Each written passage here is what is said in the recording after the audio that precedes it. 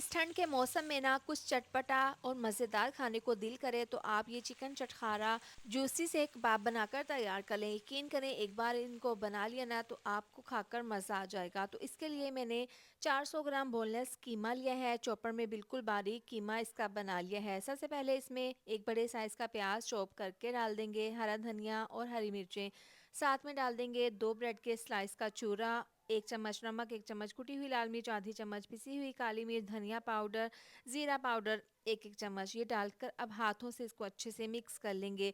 साथ ही इसमें 2 चम्मच लहसुन का पेस्ट डाल देंगे। अगर आपके पास पाउडर हो तो वो भी डाल सकते हैं। मिक्स कर लेंगे।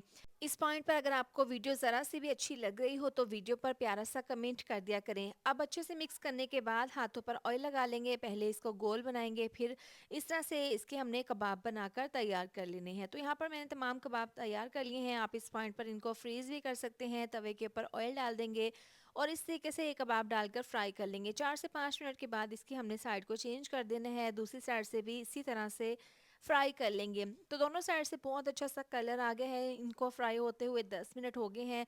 तमाम कबाब साइड पर कर देंगे और जो बाकी के कबाब हैं इनको भी हमने कर लेने हैं फ्राई। तो यहाँ पर मैंने तमाम कबाब बहुत अच्छे से फ्राई कर लिए हैं। अच्छा सा कलर आ गया है।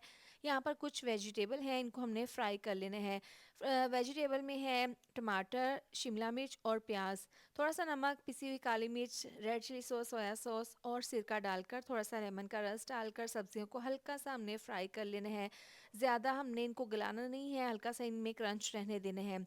सब्जियों को फ्राई करने के बाद अब तमाम कबाब इसमें शामिल कर देंगे, अच्छे से मिक्स कर लेंगे, ऊपर से लेमन का रस डाल देंगे। तो बहुत ही जूसी और बहुत ही फ्लेवरफुल हमारे चिकन चटखारा कबाब बनकर तैयार हैं।